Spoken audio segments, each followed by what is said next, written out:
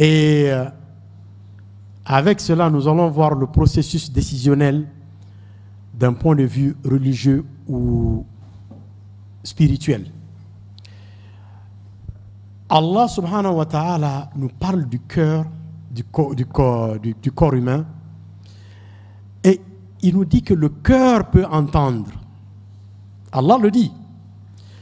Il dit que le cœur peut comprendre, que le cœur peut penser, que le cœur peut guider. Alors, Suratul Hajj, Allah subhanahu wa ta'ala nous dit, en parlant du cœur, il dit فَإِنَّهَا لَا تَعْمَى الْأَبْصَارِ وَلَكِنْ تَعْمَى الْقُلُوبُ الَّتِي فِي الصُّدُورِ. Pour nous dire que ce n'est pas l'absence des yeux qui rend aveugle, c'est l'absence de la clairvoyance du cœur qui rend aveugle.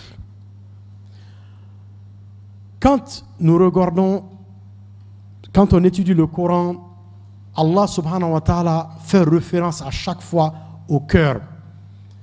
Et souvent il dit fi qulubuhum marada. Dans leur cœur, il y a une maladie. Dans certains cœurs. Il dit souvent, ils ne sont pas guidés parce que leur cœur est sombre. Et il nous demande d'avoir un cœur limpide pour être guidé envers lui. Ça veut dire que le cœur a un rôle extrêmement important dans la religion. Et surtout, comment est-ce qu'on peut être proche d'Allah subhanahu wa ta'ala? Le cœur a un rôle extrêmement important dans cela. Allah subhanahu wa ta'ala parle de Basira. Basira, c'est la vision du cœur. C'est l'œil du cœur. C'est la guidance du cœur. Basar, c'est la vision des yeux. Basar en arabe. Basar, Basira, ce n'est pas la même chose. Allah subhanahu wa ta'ala nous dit que le cœur est un centre où on peut comprendre, on ressent les choses, on peut diriger les actions et les intentions. Et selon le Coran, tout commence par le cœur. Si on veut être proche d'Allah subhanahu wa ta'ala, c'est avec le cœur. Et c'est pourquoi, dans l'islam, Rasulullah sallallahu alayhi wa sallam parle constamment de ce qu'on appelle tarbiya. Tarbiya, c'est le training du cœur. Le cœur est différent du cerveau. Le cerveau accumule ses connaissances. Ce qu'on connaissait il y a 10 ans, à 20 ans, on connaît plus que ça. 30 ans, on connaît plus que 20 ans. 40 ans, on connaît plus que 30 ans. Ainsi de suite. Ça s'accumule. Le cœur n'est pas comme ça. Le cœur, par contre, c'est des hauts et des bas. Kalb en arabe, enfin, le mot original, c'est quand l'eau bout, l'eau monte et descend. C'est ça le kalb. Donc le cœur aussi, c'est pareil. Et pour nous tous, souvent on se sent très proche d'Allah subhanahu wa ta'ala. On sent que le cœur y est, la taqwa y est. Et souvent on se sent un peu plus distrait, moins proche d'Allah subhanahu wa ta'ala. Et c'est ça la norme en réalité. Et Allah subhanahu wa ta'ala nous dit que le cœur est le centre de la conscience humaine. Ce que Dr. Libet disait que c'était en dehors du cerveau. Allah subhanahu wa ta'ala nous dit c'est dans le cœur. Et en plus de ça, Allah subhanahu wa ta'ala dit que le cœur réfléchit. Donc il y a un niveau, il y a un intellect dans le cœur. La moralité se trouve dans le cœur. L'éthique. Et à chaque fois, je donne cet exemple. Il y a tellement de médecins pulmonaires, des pulmonologues. Pardon? Pneumologues, ok. des pneumologues qui fument de la cigarette. Tu leur demandes qu'est-ce qui se passe. Ils disent, ah oui, parce que j'aime. Qu'est-ce qu'ils aiment? C'est le cœur, ce n'est pas le cerveau qui aime. Nous avons une habilité très forte de pouvoir nous diriger, de voir la logique des choses avec le cerveau. Allah subhanahu wa ta'ala nous dit non, ce n'est pas le cerveau qui vous commande, c'est le cœur qui vous commande. Donc, prenez soin de ce cœur.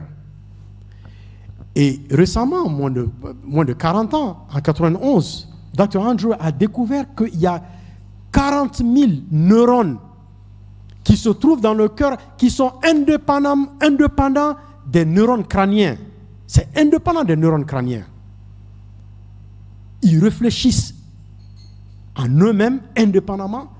Pendant longtemps, la science avait toujours dit qu'en fait, c'est le cerveau qui donne un message au cœur pour que le cœur puisse battre. Mais maintenant, on voit que c'est exactement le contraire. La pensée commence par le cœur. Et c'est le cœur qui donne le signal au cerveau. Le cerveau a des informations qui sont prédisposées, qui sont là, qui sont, comme on l'a dit, ça s'améliore avec les connaissances, l'information. Le cerveau, c'est comme si le cerveau a les règles. Mais c'est le cœur qui décide d'obéir ou bien de ne pas obéir aux règles.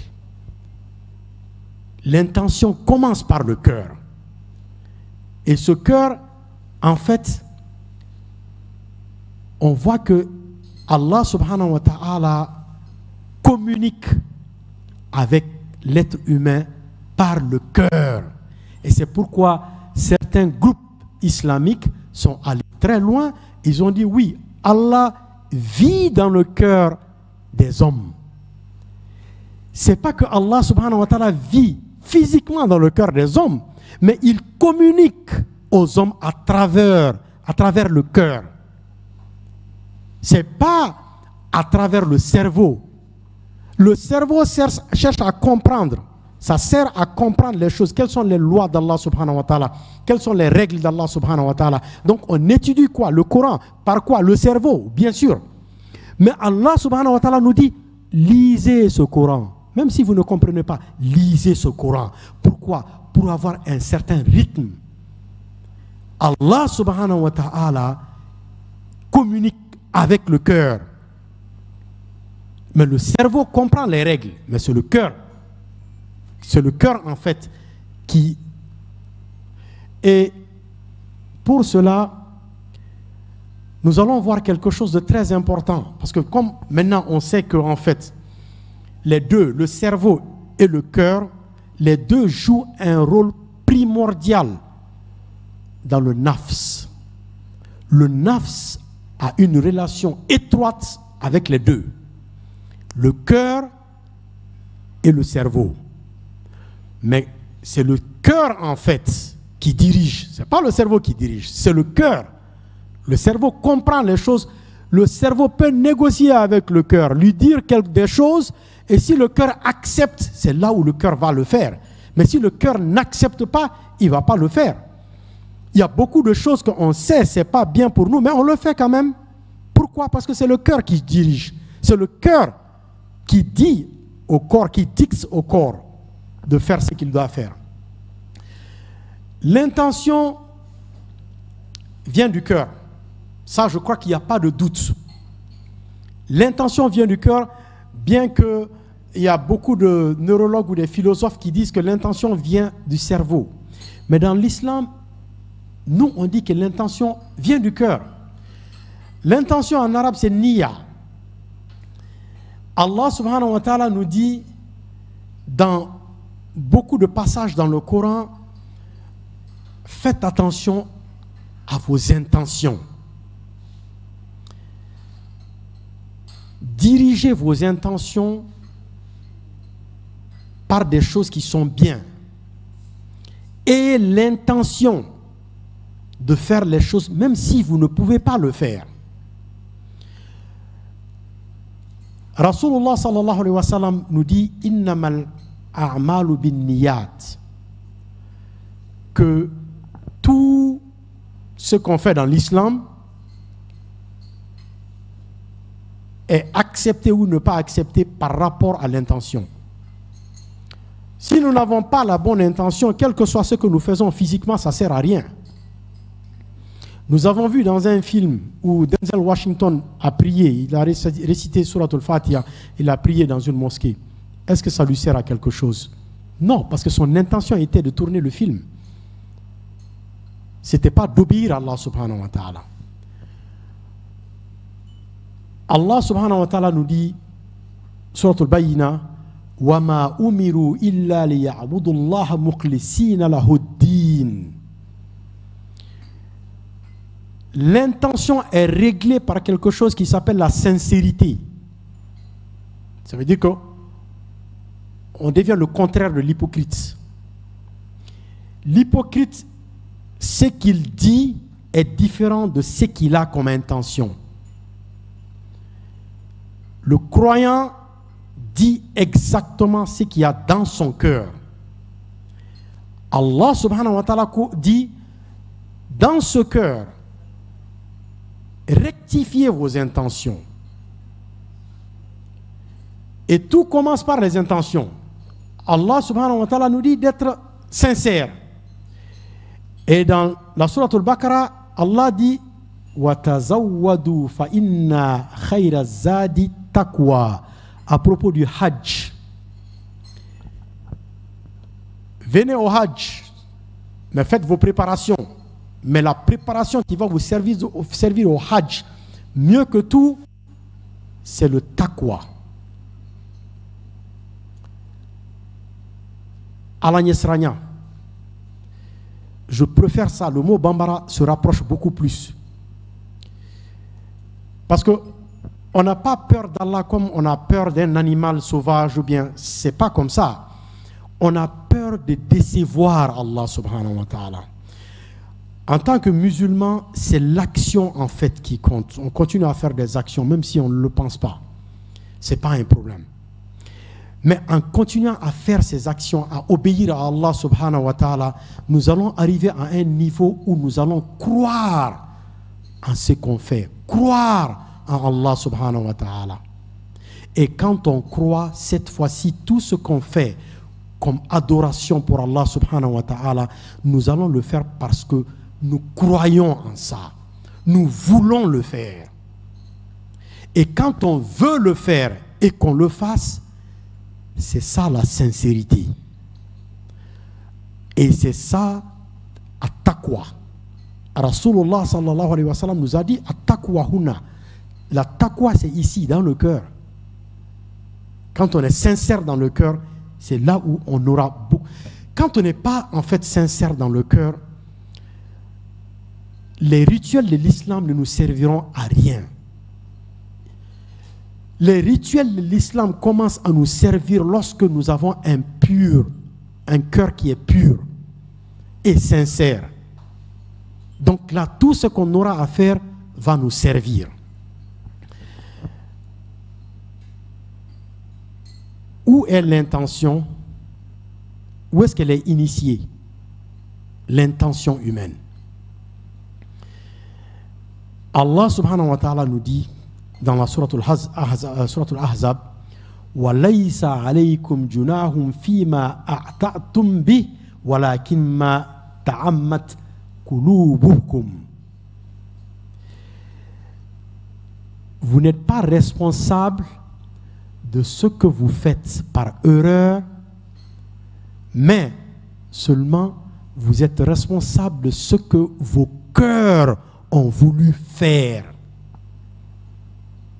Ça veut dire que tout ce qu'on fait dans la vie, même si c'est mal, même si c'est un péché, si l'intention n'était pas de faire cela, Allah subhanahu wa ta'ala nous dit non, je ne veux pas vous juger à propos de ça. Et c'est pourquoi on sait que l'intention se trouve dans le cœur.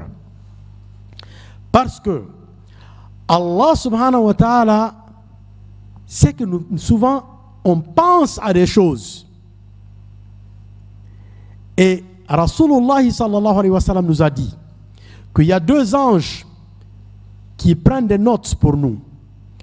À droite, c'est ce qu'on aura fait qui est bien, et à gauche, c'est ce qu'on aura fait qui est mal. Kiraman katibin. Rasulullah sallallahu alayhi wa sallam nous dit, Allah subhanahu wa ta'ala a donné des instructions fermes à ces deux anges, que si mon esclave pense à faire du mal, il pense à faire des péchés, ne le recordez pas d'abord. Celui qui est à gauche, n'écrit pas. Et la pensée vient de quoi? Du cerveau, pas du cœur. Mais que si finalement il fait ce péché, tu vas recorder un péché. On peut penser à faire du mal, mais tant qu'on ne le fait pas, Allah subhanahu wa ta'ala ne nous prend pas pour ça. Regardons le contraire. Allah subhanahu wa ta'ala dit, si mon esclave pense à faire du bien, il réfléchit, il dit je vais faire quelque chose qui est bien. Celui de droite, il dit écrit comme un bienfait. Et s'il ne parvient pas à le faire, ce n'est pas un problème, il a un bienfait. Mais s'il parvient à le faire, tu le multiplies par 10.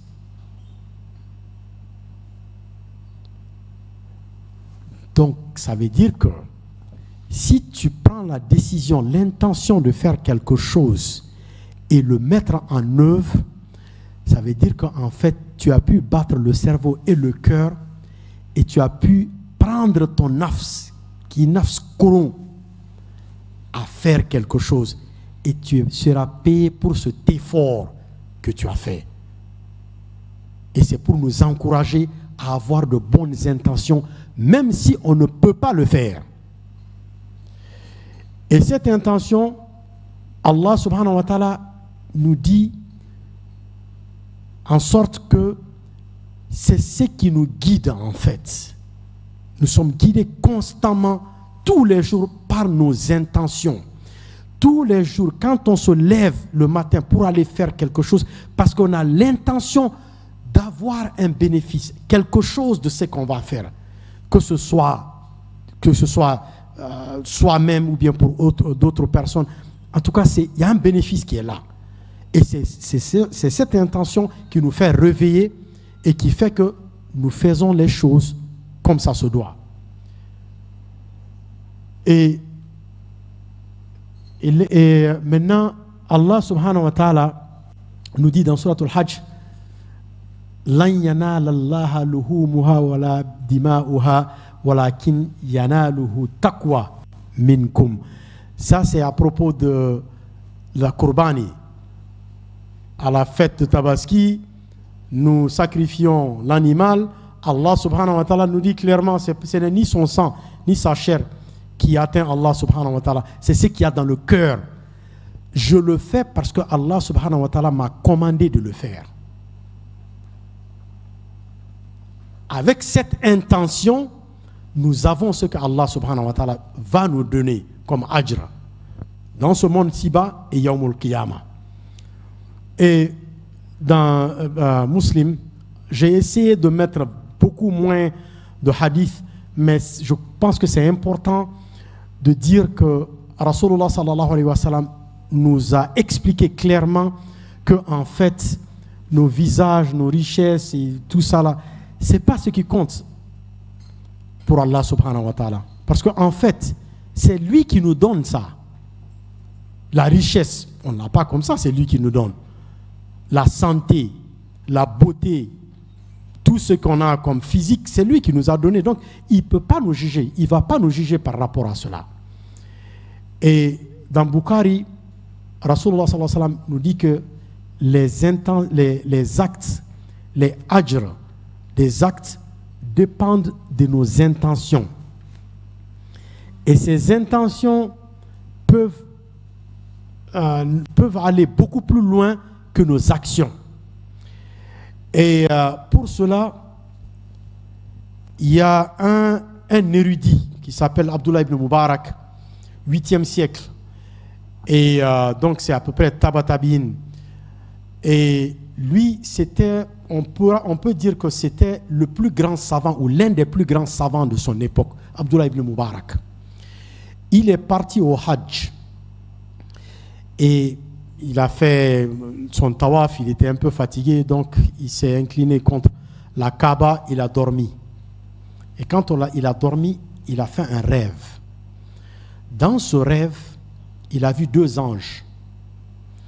Il y a le premier ange et le deuxième ange. Le premier ange a demandé au deuxième ange, ah, mashallah, il y a tellement de personnes ici au Hajj cette année.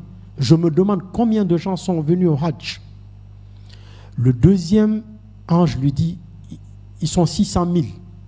Ils connaissent parce qu'Allah subhanahu wa ta'ala leur a doté de beaucoup de connaissances. Ah, il dit 600 000, mashallah, c'est vraiment beaucoup. Et il demande encore, il dit, je me demande combien de ces 600 000 Hujjaj, leur Hajj a été accepté. Combien d'entre eux, leur Hajj a été accepté par Allah subhanahu wa ta'ala. Le deuxième ange lui répond, personne d'entre eux. 600 000 personnes. Et il continue, il dit, mais à cause de Ali ibn Nadel, je crois que c'est son nom, à cause de lui, Allah subhanahu wa ta'ala a Yafara Obema. Allah subhanahu wa ta'ala a pardonné à tous ces 600 000 personnes à cause de Ali et le Hajj de Ali. Et Ali, il est à Damas, en Syrie. Qu'est-ce qu'il fait? Il repart les vieilles chaussures. Après le Hajj, Abdullah ibn Mubarak s'est rendu en Syrie. Il vient de Khorasan, mais il s'est rendu en Syrie pour aller chercher ce Ali, qui il est. Il a cherché partout et finalement, quelqu'un lui a dit, mais moi je connais un Ali qui repart les vieilles chaussures, mais c'est un monsieur qui est pauvre. Qu'est-ce que toi, Abdullah ibn Mubarak, tu vas chercher avec quelqu'un comme ça? Il dit, j'ai besoin de savoir là où il loge, je vais aller le voir. On l'a amené chez Ali, il est venu chez Ali, il a salué et il a demandé à Ali, comment était ton Hajj cette année? Ali dit, je n'ai pas été au Hajj. Il dit, tu n'as pas été au Hajj? Il dit, non. Donc lui-même, il s'est intrigué. Il me dit, mais toi, tu me demandes toutes ces questions, c'est toi qui es venu me voir. Qui es-tu? Il dit, je suis Abdullah ibn Mubarak. Il dit, quelqu'un de ton statut vient me voir, moi je suis un pauvre monsieur. Il dit, oui. Et il lui a demandé beaucoup de questions. Et il a insisté à Ali. Il dit, mais Ali, pourquoi tu n'es pas allé au Hajj? Ali lui dit finalement, moi j'ai fait 20 ans pour amasser 3000 dinars pour aller au Hajj. La veille de mon départ pour le Hajj, je suis allé voir mon voisin. Et je lui ai dit au revoir, mais quelque chose m'a intrigué chez lui. Ils étaient en train de manger, personne ne m'a appelé à manger. Je suis reparti chez moi, mais je n'étais pas vraiment bien. Le lendemain matin, avant de partir, je suis revenu encore le voir. J'ai dit, voisin, vraiment, je t'ai demandé pardon, je vais aller au Hajj, mais tu as fait quelque chose qui m'a intrigué. Pourquoi vous mangez, mais personne ne m'a demandé pour venir manger, même si j'allais dire que je ne vais pas manger. Ali lui dit, le voisin lui dit, ça faisait 3 jours que personne dans ma famille n'avait mangé. Je t'ai touché par le pleur ou les pleurs des enfants. Je suis allé dans la rue de Damas. J'ai vu une âne, c'est ça, non? Une âne qui était morte. J'ai coupé la cuisse ou bien quelques morceaux de viande pour venir préparer chez moi pour que les enfants puissent au moins avoir quelque chose à manger. Cette nourriture est halal pour nous parce qu'on n'avait rien, on n'a rien. Mais ce n'est pas halal pour toi. C'est pourquoi je ne t'ai pas appelé. Et quand il a dit ça, Ali a annulé son hajj. Il a pris les 3000 dinars, il est venu donner à son voisin. Il dit, moi aussi j'ai eu des jours difficiles, mais c'était pour garder de l'argent pour aller au hajj. Et ce tact a tellement plu à Allah subhanahu wa ta'ala, non seulement il a donné le ajr du hajj à Ali, mais il a aussi pardonné à 600 000 hujjaj du hajj, pour dire que l'intention est beaucoup plus que notre action. C'est l'intention qui doit nous guider. En tant que musulmans, on doit toujours avoir cette bonne intention envers nous-mêmes, envers les autres, envers tous, même ceux qui ne sont pas musulmans. Nous devons avoir une intention et espérer qu'un jour ils seront musulmans. Pas les forcer, non. Mais avoir cette intention, cette bonne intention. Et c'est cette intention, en fait, que nous contrôlons tous les jours, que nous avons la possibilité de faire du bien ou de faire du mal. Même quand on nous fait du mal, nous avons la possibilité de répondre avec le bien. Et c'est ce que Allah subhanahu wa ta'ala nous demande. Et c'est ce qu'on appelle ihsan. Dans l'islam, nous avons 3 niveaux. Islam, iman, ihsan. Nous avons oublié ihsan. Complètement, on s'arrête à iman. Et c'est des verbes d'action en arabe. Islam, se soumettre. Iman, croire. Ihsan, faire du bien qui est bien dans les... Hassan, ça veut dire beauté. Jamil aussi veut dire beauté. Mais Jamil, c'est la beauté du nez chez les Arabes. Hassan, c'est la beauté des yeux. Les yeux aiment voir ce qui est bien comme action, comme intention. C'est lui qui atteint le niveau de ihsan à un niveau où, dans l'iman, Allah subhanahu wa ta'ala nous dit wa dhakkir fa inna dhikra tanfa'ul mu'minin. À chaque fois, il faut le rappeler. Ce n'est pas le musulman, c'est le croyant. Mais il déroute souvent. Il faut le rappeler, il revient. Mais au niveau de ihsan, cette personne, en fait, a un mécanisme interne qui le rappelle à chaque fois qu'il veut dévier à revenir sur le bon chemin.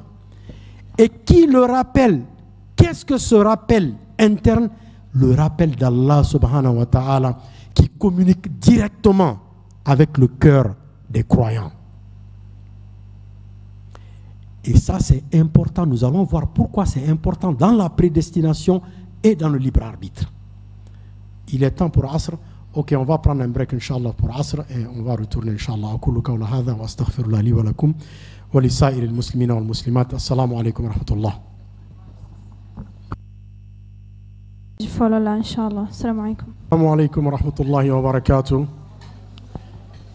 Nous allons continuer, Inch'Allah. Et avec le break, je crois qu'on a eu le temps de réfléchir un tout petit peu de tout ce qu'on a eu comme information. Je sais qu'il y a beaucoup d'informations. Mais ça va nous aider à comprendre la prédestination. Parce que c'est en fait le sujet du jour, c'est le topic du jour. Et en arabe, il y a 2 mots pour ça. C'est al-qada ou al-qadr. En général, on parle toujours de al-qadr, pas nécessairement al-qada. En arabe, les 2 mots peuvent vouloir dire la même chose. Comme dans beaucoup de langues, il y a 2 mots qui veulent dire la même chose, presque. Al-qada ou al-qadr, c'est à peu près la même chose. En général, on entend plus Al-Qadr. Et on sait que c'est l'un des piliers de la foi. Man amana billahi wal yawmul akhir wal malaikata wa kutubihi wa rusulihi wal qadr. Donc c'est le 6e pilier de l'iman. Donc on sait ce que c'est.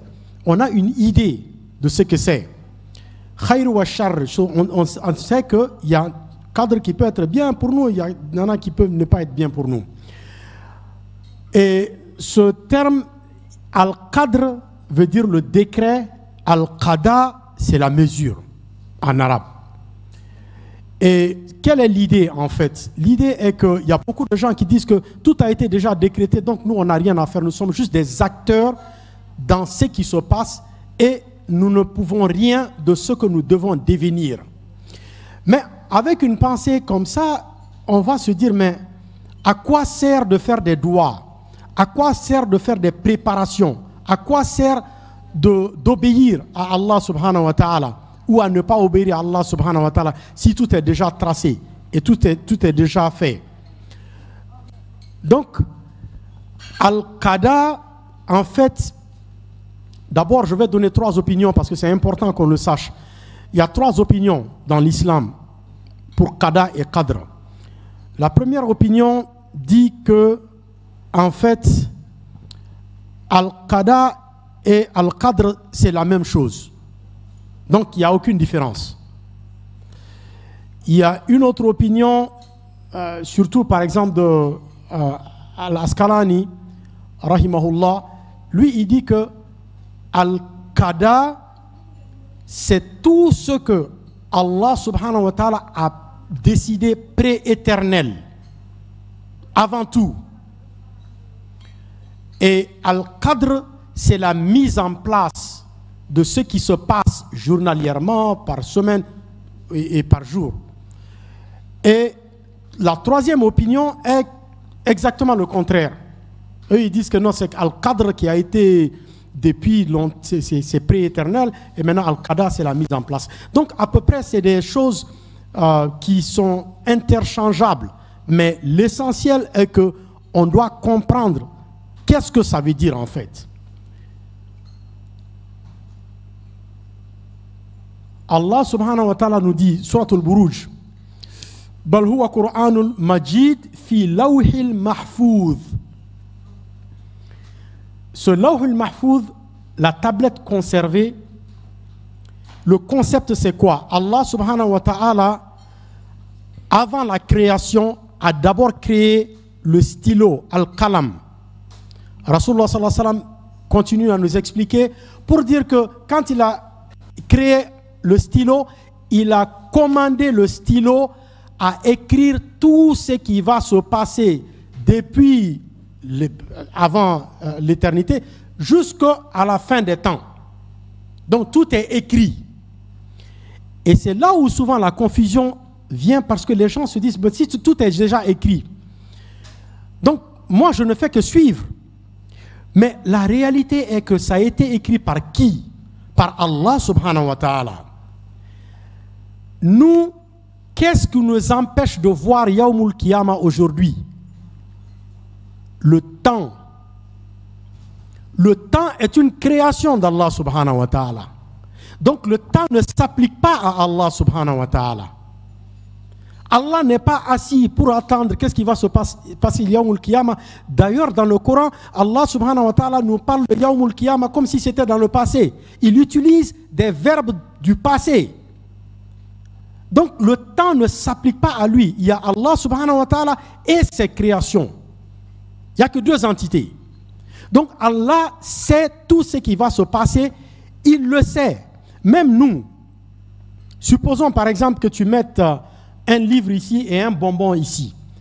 Un enfant qui est à genoux, peut-être un enfant de 9 mois ou bien 1 an, le bonbon est là, le livre est là. Même nous, on peut deviner qu'il va aller prendre le bonbon. On peut deviner et ça peut être vrai. Donc, et notre connaissance n'est pas parfaite. Allah subhanahu wa ta'ala, sa connaissance est parfaite. Tout ce que nous avons comme option dans la vie, Allah subhanahu wa ta'ala sait que s'il fait ça, c'est le résultat qu'il va avoir. S'il utilise B, c'est le résultat. C, c'est le résultat. D, c'est le résultat. Mais on ne peut choisir qu'un seul.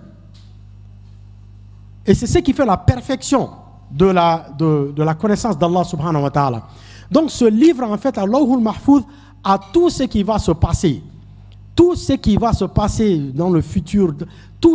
Et ça a été écrit par Allah subhanahu wa ta'ala 50 000 ans avant la création des cieux et de la terre. Donc on ne peut pas comparer notre connaissance à la connaissance d'Allah subhanahu wa ta'ala. C'est pourquoi souvent ça nous est un peu difficile de comprendre. Ici Allah subhanahu wa ta'ala nous dit dans la sourate Al-Qadr, Inna anzalnahu fi laylatil qadr. Il parle de quoi? Il parle du Coran. Et avant ça, il dit fi lawhil mahfouz. Tout est déjà là-bas, inclut le Coran. Mais la nuit du destin, Laylatul Qadr, Allah subhanahu wa ta'ala fait descendre le Coran. Rasulullah sallallahu alayhi wa sallam nous explique que le Coran de Lawhul Mahfouz au dernier cieux, c'est la nuit de Laylatul Qadr. C'est cette nuit qu'il a décrété, je vais faire descendre le Coran au dernier ciel. Et maintenant, du dernier ciel au prophète sallallahu alayhi wa sallam, ça c'est 23 ans. Donc, Qada, c'était déjà là-bas. Al-Qadr, il l'a fait descendre la nuit. Et dans Surat Al-Baqarah, Allah subhanahu wa ta'ala nous dit وَإِذْ قَالَ رَبُّكَ لِلْمَلَائِكَةِ إِنِّي جَائِلٌ فِي الْأَرْضِ خَلِيفَةً. Qu'est-ce que les chrétiens ont dit? Et beaucoup de musulmans d'ailleurs. Si Adam alayhi salam n'avait pas mangé le fruit, on serait tous au paradis, on serait tous là-bas, on ne serait pas descendus. Non. Allah subhanahu wa ta'ala, depuis la création, quand il a appelé les anges, il a dit aux anges, je vais créer l'être humain et il va succéder. C'est-à-dire, quand il dit succéder, ce n'est pas succéder à Allah subhanahu wa ta'ala, mais représenter Allah subhanahu wa ta'ala sur terre. Puisque quoi? C'est les djinns qui vivaient ici. Et maintenant, il dit, oh non, je vais les remplacer. Je vais amener l'être humain. Donc, quand Adam alayhi salam a été créé, sa destinée était toujours ici. Inni ja'ilun fil ardi khalifa. Khalifa, c'est un successeur. Donc, on sait que Qada, ça a toujours existé. Maintenant, Adam alayhi salam lui-même mangeait le fruit. Ça, c'est le libre arbitre. C'est lui qui a décidé de manger le fruit.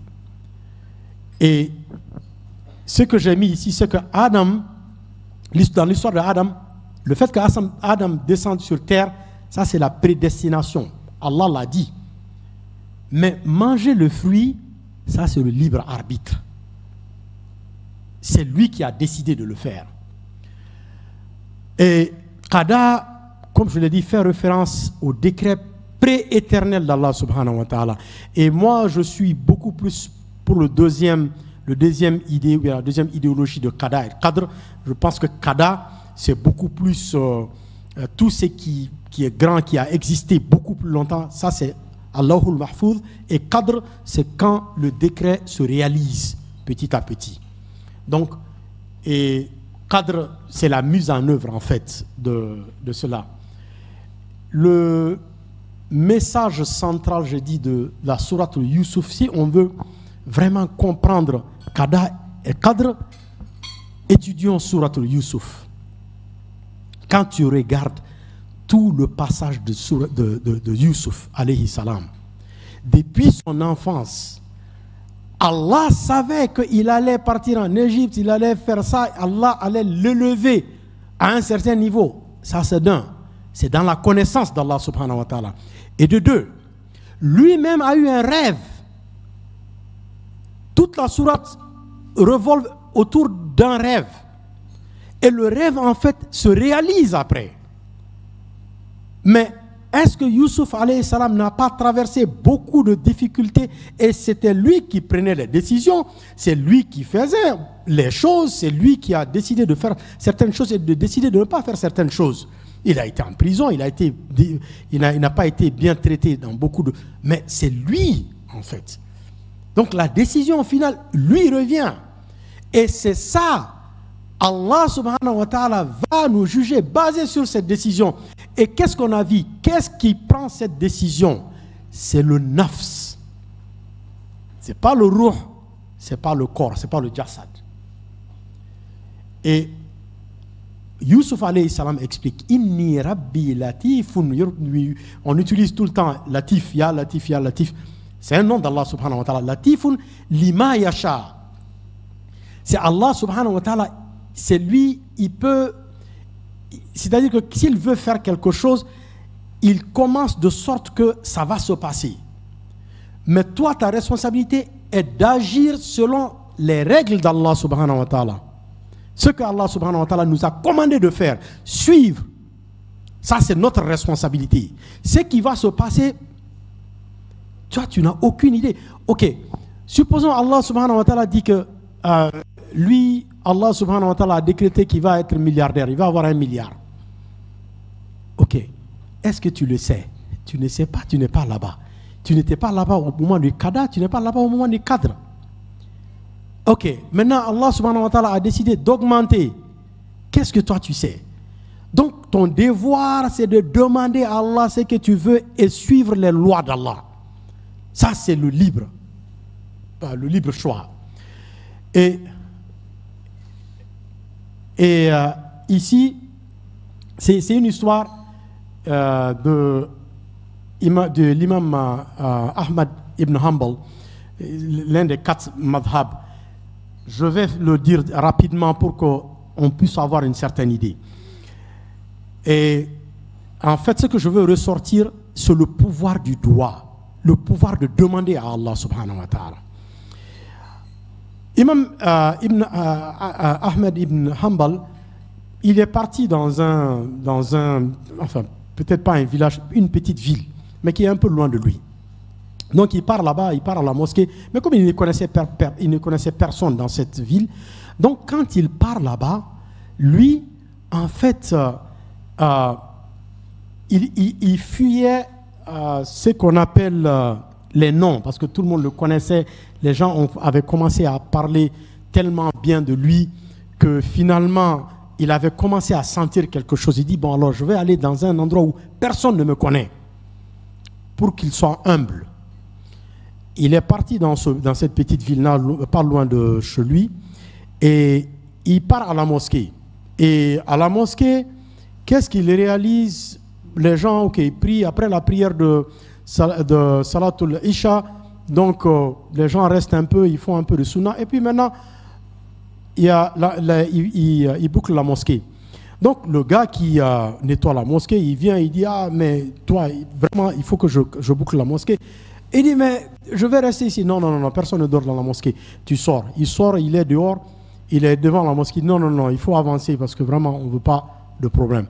Il avance et maintenant, il n'a personne. Et c'est la nuit. Et qu'est-ce qui se passe? Il y a un monsieur qui passe, il le voit, il approche l'imam. Il dit, lui, il ne le connaît pas. Il approche l'imam, il dit, ah, il me semble que tu n'as pas de place où rester ce soir, donc tu peux aller chez moi, je ne suis pas loin, on marche ensemble. Donc ils marchent ensemble, ils vont, le gars dit, ok, tu peux rester comme chez toi, tu peux rester comme tu veux. Et le monsieur, c'est un boulanger. Donc, mais lui, il a remarqué que le monsieur, il dit à chaque fois, astaghfirullah, astaghfirullah, astaghfirullah, astaghfirullah. Et il se lève le matin de bonne heure, il fait la pâte pour faire, parce que c'est un boulanger.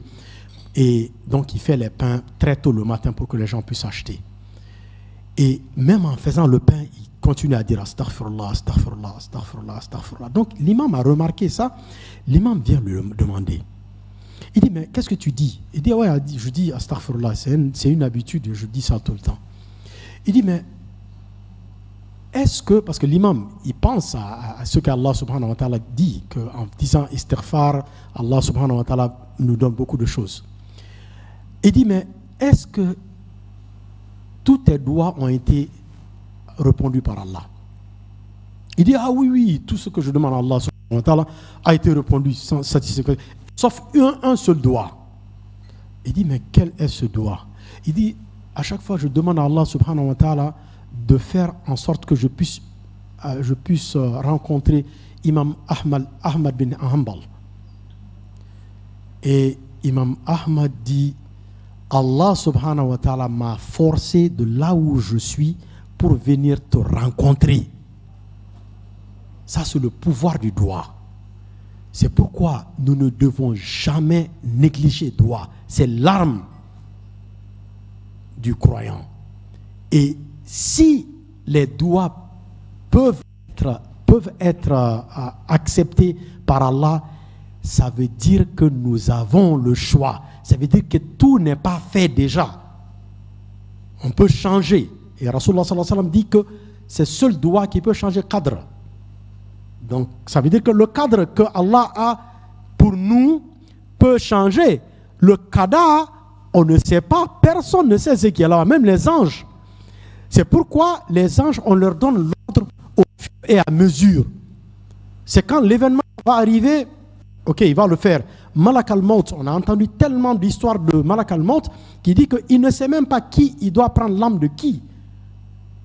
Allah lui dit au moment, ok, va là, va là, va là, va là. Mais il ne sait pas l'année prochaine qui va mourir, qui ne va pas. Il n'a aucune idée.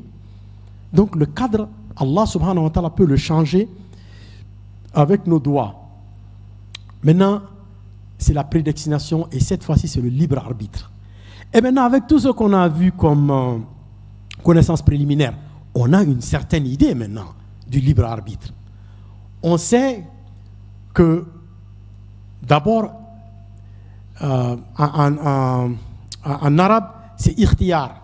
Beaucoup de gens utilisent ikhtiyar, mais c'est aussi huriyatul irada, parce que huriya vient de hur. Hur, c'est un homme libre, c'est quelqu'un qui est libre, qui est horon, bamanangana, horon. Hur ou horon. Irada, c'est la volonté. Donc, c'est quelqu'un qui est de libre, c'est-à-dire qu'il n'est pas esclave, il est libre. La volonté qu'il prend, ça c'est irada, c'est ça le libre arbitre. Et naturellement, l'islam nous dit que si Allah subhanahu wa ta'ala connaît l'avenir et tous les plans divins et tout ce qu'il y a comme capacité de choix, Allah subhanahu wa ta'ala le sait, c'est dans sa connaissance. Mais nous, on ne sait pas ce que Allah sait. Nous, on ne fait que suivre, que Allah subhanahu wa ta'ala nous ordonne de faire des choses, on le fait. Le résultat est dans les mains d'Allah subhanahu wa ta'ala. Et nous, en fait, ce qui se passe en général, les gens sont préoccupés du résultat. C'est pourquoi ils vont aller voir les marabouts ou bien Doma, Soma, des gens comme ça. Ah oui, je veux savoir ce qui se passe dans le... Mais ce n'est pas l'objectif. L'objectif est de faire ce que Allah te demande. Le résultat lui revient. Il peut changer le résultat selon quoi? L'intention. Et c'est pourquoi l'intention a un rôle clé dans le libre arbitre. Et quand on regarde sous cette perspective, je dis que la préconnaissance d'Allah subhanahu wa ta'ala ne nie jamais la liberté humaine. C'est toi, par exemple, qui lui demande quelque chose. C'est comme l'histoire de Youssouf.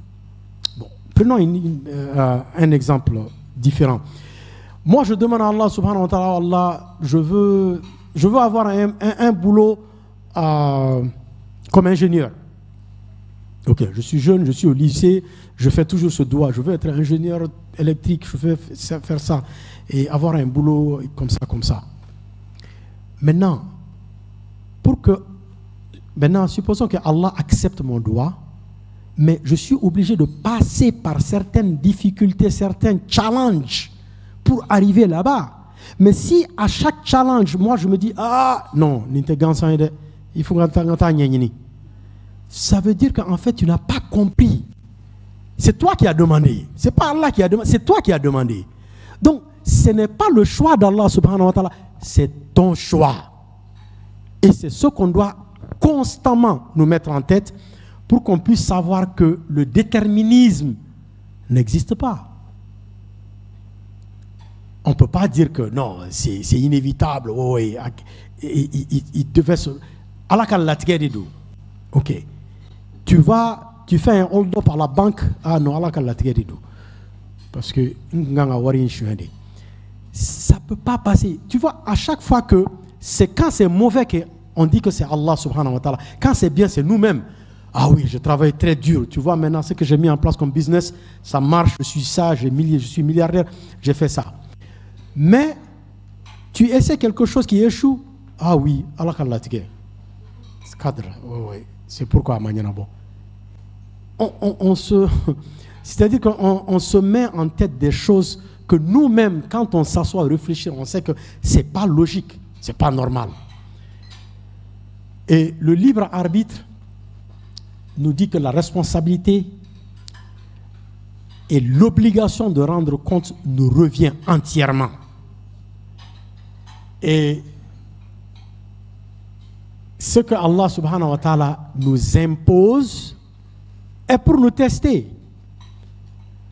Quelle que soit la situation qui se présente devant moi, j'ai toujours le choix d'accepter, de ne pas accepter, d'ignorer, de faire autre chose. Donc c'est à moi, ça incombe purement ma responsabilité, 100%.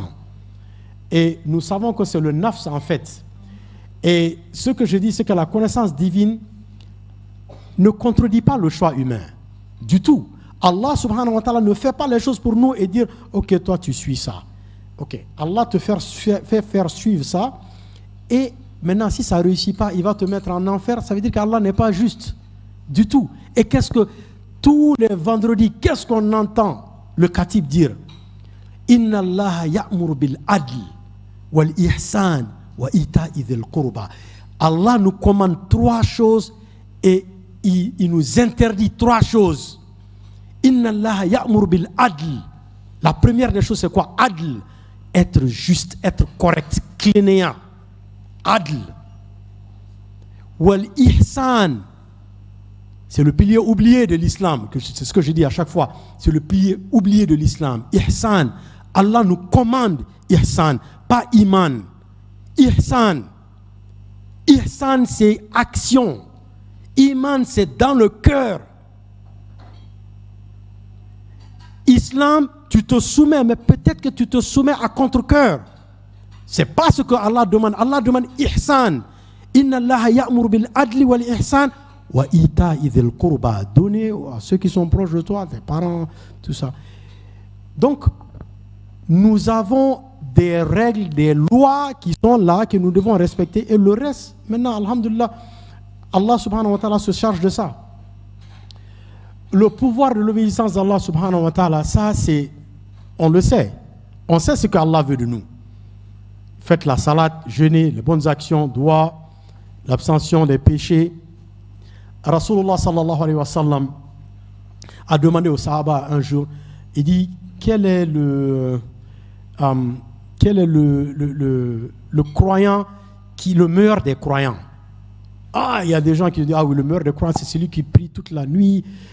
Quelqu'un d'autre dit, ah, c'est lui qui gêne presque tous les jours le jeûne de Daoud, alayhi salam. Il jeûne un jour et puis laisse l'autre jour. Il y a des gens qui ont dit beaucoup de choses, des bonnes actions, ou bien qui donnent sadaka, jariya et tout ça. Rasulullah sallallahu alayhi wa sallam dit non. Le meilleur des croyants, c'est lui qui s'abstient des péchés. Un seul salat peut nous amener au paradis. On prie 5 fois par jour. Quelqu'un qui évite les péchés. Mais quand tu évites les péchés, tu n'as plus rien à faire. Mais Allah a fait que nous, obligatoirement, notre vie dépend des péchés. Allah n'a jamais dit qu'il n'aime pas ça. Il n'a jamais dit qu'il n'aime pas ceux qui font les péchés. Non. Il n'aime pas ceux qui ne se repentent pas. Qui part au paradis? Ceux qui font des péchés. Qui part dans l'enfer? Ceux qui font des péchés. La différence est que celui qui part au paradis, il repentit. L'autre ne le fait pas. Le libre arbitre, ici, j'ai mis le début de Surat al-Dukhan, Allah subhanahu wa ta'ala nous dit Inna anzalnahu fi laylatil mubaraka, inna kunna munzirin, fiha yufraku kullu amrin hakim. Allah subhanahu wa ta'ala l'a fait descendre. Il parle encore du Coran. Laylatul Qadr, la nuit de Laylatul Qadr. Nous devions avertir Nadir. Et cette nuit, toute question de sagesse est ordonnée. Toute chose est précisée et clarifiée. Ça existe déjà au niveau de Qada, Allahul Mahfouz. Mais cette nuit-là, Allah subhanahu wa ta'ala prend le décret. Lui, il va être ça, lui, il va être ça. Ce n'est pas parce qu'il décide pour la personne. Il n'attend pas pour voir le résultat parce que le temps nous cache ce qui va se passer demain. Mais Allah le sait. Rien n'est caché à Allah. Donc comme lui, il le sait, il donne maintenant aux anges. Et il sait que tu vas le faire. Mais c'est toi qui le fais. Ce n'est pas Allah qui le fait. La prédestination est ce qui est. Le libre choix, c'est ce que tu fais. Ce qui est, qada, c'est que toi tu fais. Ça, c'est le libre choix. C'est le libre arbitre. J'ai conclu avec cette chose, et ça fait peut-être un petit sommaire. Et nous sommes responsables de toutes nos actions qui émanent de nos intentions. Je pense que nous sommes tous d'accord avec ça. Et deuxième, le droit et le pouvoir que nous avons sur le décret divin qui est cadre. Donc on peut changer notre cadre à longueur de journée. Nos actions sont indépendantes et ne dépendent pas de la connaissance d'Allah. Allah le sait déjà, mais nos actions nous appartiennent. On doit le faire. Et la manière dont nous réagissons aux événements dans notre vie détermine leur impact sur nous. Tu peux prendre deux personnes qui ont eu les mêmes choses. Supposons ils ont échoué à l'examen. Ils ont échoué au bac, deux personnes. La première dit, ah non, c'est-à-dire que c'est la fin de ma vie. Donc lui, c'est le chagrin qui l'anime constamment. Mais l'autre se dit, maintenant je sais pourquoi j'ai échoué. L'année prochaine, je crois qu'en principe, je dois gagner. Mais c'est le même, c'est-à-dire que c'est la même chose, mais des effets différents. C'est lui qui est positif. Regarde quelqu'un qui a du succès et dire, ah, je veux être comme lui. Il travaille là-dessus. L'autre, il dit, ah oui, lui, Allah kato aka jigi, kanane place là. Pourtant, il regarde les mêmes événements. Il regarde les mêmes choses. C'est pour dire que Allah subhanahu wa ta'ala nous a dotés de l'intelligence intellectuelle et l'intelligence du cœur pour que nous puissions avoir un succès dans ce monde et le monde d'après. C'est ça la beauté de l'islam. C'est ça Allah subhanahu wa ta'ala. Et dans l'islam, la sincérité est la source de tout bonheur et toute prospérité. C'est difficile d'avoir le bonheur sans être sincère. La sincérité s'apprend. Et nous avons toujours la possibilité de choisir de faire le bien. Quel que soit ce qui nous approche, on a le choix de faire le bien. Donc ce choix nous appartient parfaitement. Parfaitement. Ça peut être influencé par beaucoup d'autres choses, mais ça nous appartient parfaitement. Et le dernier point, Allah subhanahu wa ta'ala nous appelle. Ya ayyuhalladhina amanu. In tansurullaha yansurukum wa thabbit aqdamakum. Allah subhanahu wa ta'ala appelle qui? Les croyants, femmes et hommes. In tansurullaha. Qui peut aider Allah subhanahu wa ta'ala? Personne. Il n'a pas besoin d'aide. Il dit Et puis, Nasr veut dire aussi victoire. Aider Allah subhanahu wa ta'ala en faisant quoi? En suivant les règles d'Allah subhanahu wa ta'ala. Et quand on suit les règles d'Allah subhanahu wa ta'ala, qu'est-ce qu'il dit? Tu lui donnes un, il te donne deux. Yansurukum. Lui aussi, il va t'aider. Il ne s'arrête pas là-bas. Il va faire que tu auras tes pieds fermes. Et quand on regarde le tafsir de ce ayah, la majorité des mufassiroun disent que oui, c'est descendu au temps de la guerre, mais que en fait Allah subhanahu wa ta'ala va faire de sorte que tes choix, tu n'hésiteras pas dans tes choix. Tu n'hésiteras pas dans tes choix, et Allah a déjà dit Fujuraha wa taqwaha, on le sait.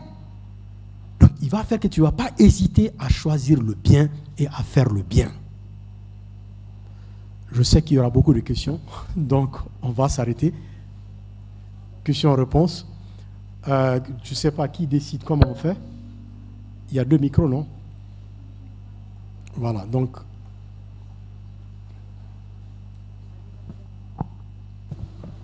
La première question est toujours la plus difficile. Vous avez des questions? Ok, il y a une qui est là-bas qui dit ok.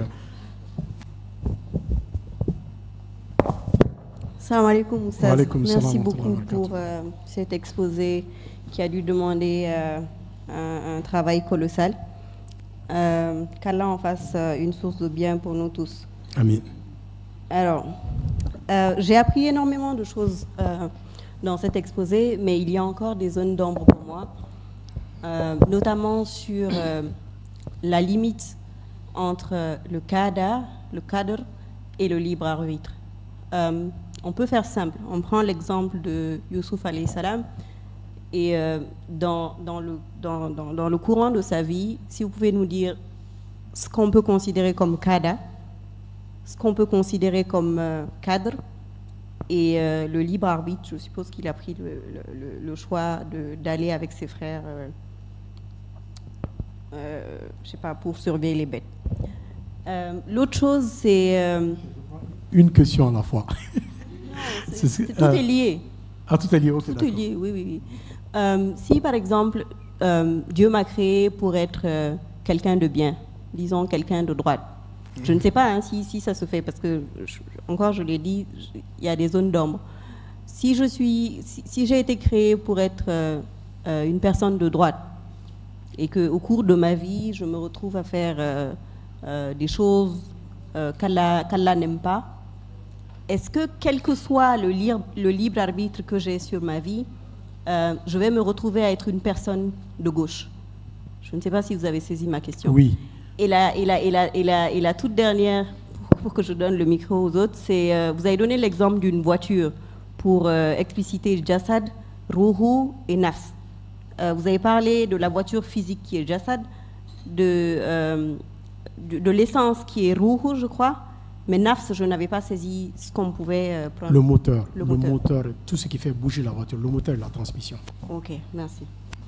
Bon, je commence par la deuxième question, qui était par rapport à si Allah subhanahu wa ta'ala t'avait créé pour être ashabul yamin, c'est-à-dire gauche ou bien droite, donc est-ce que ça c'est possible? Ok, maintenant supposons que Allah subhanahu wa ta'ala a créé quelqu'un, et maintenant lui, parce que Allah ne dit jamais à quelqu'un tu vas là-bas à gauche ou à droite, il ne le dit pas. D'abord, comment quelqu'un peut décider pour dire ah, je suis fait pour être bien ou bien je suis fait pour être mal? C'est-à-dire je suis fait pour l'enfer ou bien je suis fait pour le paradis. Toi, tu ne le sais pas. Tu peux faire des assertions, mais en réalité, tu ne sais pas. Donc, qu'est-ce qui se passe? Allah subhanahu wa ta'ala dit fais ce que moi je t'ai commandé de faire, et comme ça, là, Yawmul Qiyamah, Allah est juste. Allah, tu m'as demandé de faire ça, j'ai fait ça. Il n'est pas injuste. La dhulmal yawm. Le jour de la résurrection, Allah subhanahu wa ta'ala dit il n'y aura pas d'injustice. Donc, toi, tant que tu fais ton travail, ce que on t'a demandé de faire, le reste, ne fais pas des assertions. Et là, tu as un alibi. Puisque, en fait, Rasulullah sallallahu alayhi wa sallam, même lui, rarement il dit celui-là il va en l'enfer, celui-là va dans le paradis. Parce qu'il dit que Jannah et Jahannam appartiennent tous à Allah subhanahu wa ta'ala. Il met dans Jannah ceux qui doivent être là-bas et il met à Jahannam ceux qui doivent être là-bas. Donc ça veut dire que ça ne nie pas le libre arbitre. Dans la connaissance d'Allah, il n'a pas besoin que tu meurs pour qu'il sache là où tu vas. Ça, c'est la connaissance d'Allah. Ça, c'est le qada. Mais ce que toi, tu fais, ça, c'est le libre arbitre, ikhtiyar, et tu as le choix de faire ça. Quand tu es venu ici aujourd'hui, tu as fait des efforts. C'est sûr, d'abord, il y avait de l'embouteillage partout. Tu es venu, tu as écouté. C'est un choix que tu as fait. Tu avais d'autres choix. Tu pouvais faire autre chose. Mais tu as choisi de faire cela. Maintenant, la première question par rapport à Yusuf alayhi salam. Le qada, c'est quoi? Yusuf alayhi salam va être un aziz en Égypte. Maintenant, cadre, c'est quoi? Et non seulement ça, c'est tout ce qu'il va faire là, tout ça, c'est le cadre. Ses frères le mettent dans le puits et maintenant il sort par coïncidence, un voyageur qui le prend et il part. Et maintenant, regarde ce qu'il a fait. Quand il a vécu dans la maison du Aziz, sa femme voulait le séduire, mais il a refusé combien de fois. Et quand on lit l'histoire, on sait que ça s'est répété à maintes fois. Il a résisté. Là, il pouvait dire, ah, vraiment, cette fois-ci, tu vas give up. Mais il ne l'a pas fait. Ça, c'est le libre arbitre. Donc, son libre arbitre l'a aidé. Mais Allah connaît déjà la fin de l'histoire, c'est pourquoi il ne le dit. Mais ça ne nie pas le libre arbitre de Yusuf alayhi salam. Ça répond à la question ou bien?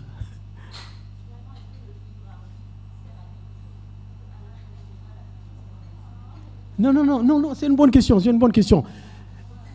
non, bien sûr. C'est quand tu dis le libre arbitre ne sert pas à quelque chose.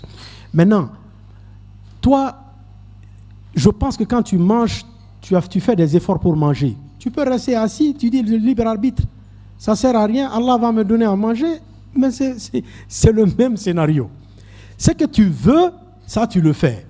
Mais c'est que tu n'as pas, ou bien le résultat que tu n'aimes pas, tu dis, ah non, c'est Allah qui a décidé dans ce nom, je ne peux rien faire.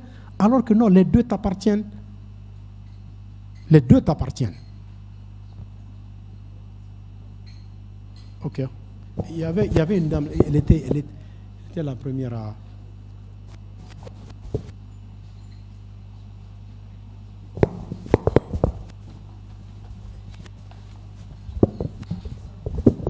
Assalamu alaikum. Wa alaikum salam. En fait, j'avais une question par rapport au fait qu'il y a un hadith du prophète sallallahu alayhi wa sallam qui dit que la plupart d'entre nous, on agit par ignorance et que si on connaissait vraiment Dieu, on n'agirait pas de la manière dont on agit. Donc ça veut dire que parfois, si on fait une action, c'est-à-dire un péché, est-ce que ça veut dire que la partie, parce que vous avez expliqué que le nafs, c'est la partie qui fait le choix. Donc ça veut dire que, est-ce qu'on a vraiment, cet impact sur nos actions? Ou bien c'est parce qu'on n'a pas atteint les différents degrés des nafs? Ok, il y a deux choses ici. Tu dis le hadith du prophète sallallahu alayhi wa sallam. Qu'est-ce qu'il dit?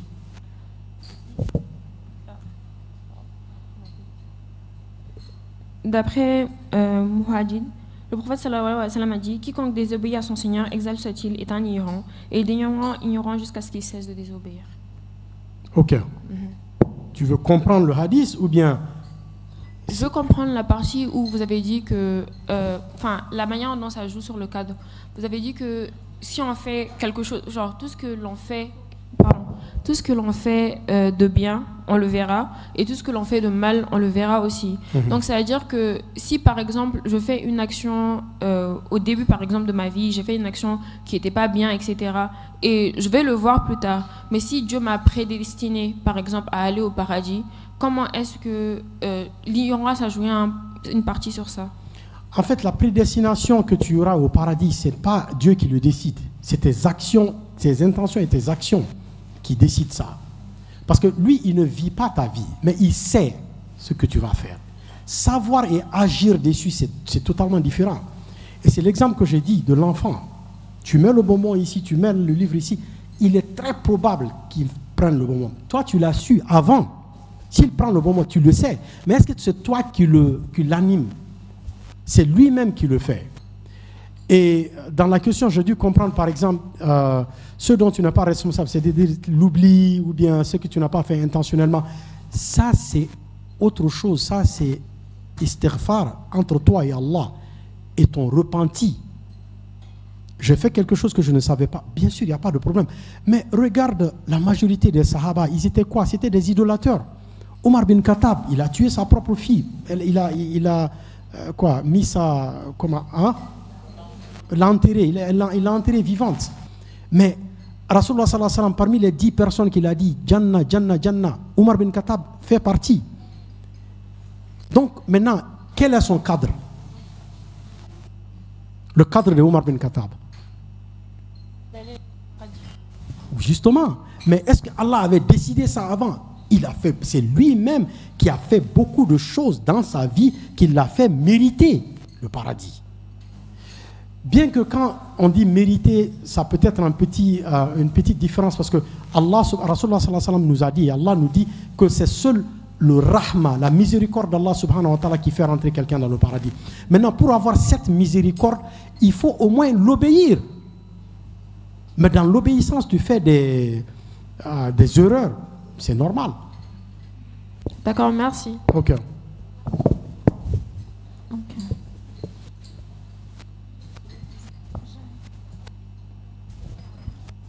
Salam alaikum tout le monde. Wa alaikum salam. Et que les invocations faites pour une personne peuvent être bénéfiques à cette personne. D'abord, je te laisse répondre et comme ça je vais répondre. Qu'est-ce que toi tu penses? Non, est-ce que on a la capacité de changer son avenir? Cadre. Oui. Donc si tu le fais pour quelqu'un, tu penses que ça peut marcher? Si ça peut changer le cadre, est-ce que que tu le fasses pour toi ou quelqu'un d'autre, est-ce que ça a un effet? Bon, pour moi, je pense que oui, mais... Bien sûr. Pour la personne. Oui, même pour la personne, c'est toi qui fais. Une mère qui fait des doigts pour son fils, pourquoi tu le fais? Ça a un impact. Oui. Parce que qui répond au doigt? Allah. Oui. Ud'uni fastajib lakum. Allah nous dit, appelez-moi, je vous réponds. Et la réponse du doigt, souvent, on a l'impression que ce qu'on a demandé, c'est ce qu'on doit avoir. Non, il y a plusieurs façons. C'est ce qu'on veut. J'ai demandé ça, il m'a donné ça. Il m'a donné exactement ce que j'ai demandé. Mais il y a d'autres façons de répondre. Allah peut-être il y a quelque chose de mal qui doit t'arriver, alors il fait que ça ne t'arrive pas. Il y a aussi le fait que souvent, ce que tu as demandé n'est pas nécessairement bien pour toi, donc il te donne quelque chose d'autre. Donc il a répondu au même doigt, ou bien il attend, il te donne ça à Yawmul Qiyamah. Donc le doigt est toujours, que tu le fasses pour toi-même ou quelqu'un d'autre, toujours répondu. Allah garantit ça. C'est-à-dire que c'est immédiat, si tu veux. Beaucoup. Oui.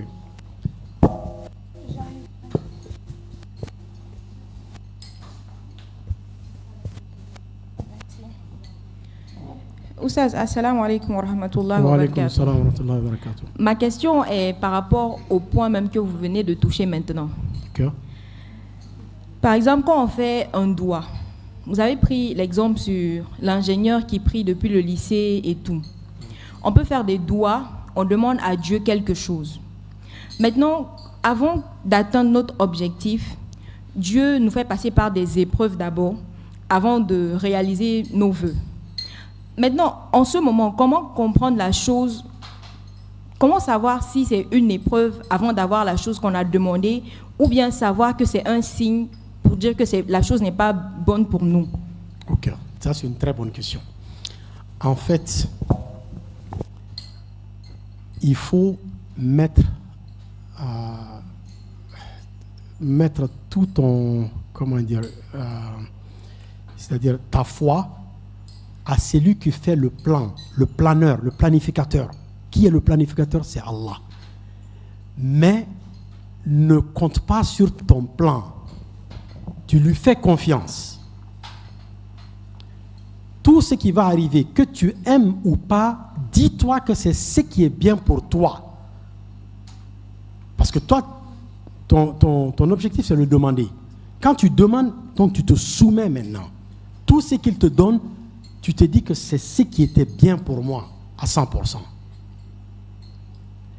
Et maintenant, la deuxième question, tu demandes si, comment on sait si on est éprouvé ou bien si c'est un châtiment d'Allah subhanahu wa ta'ala.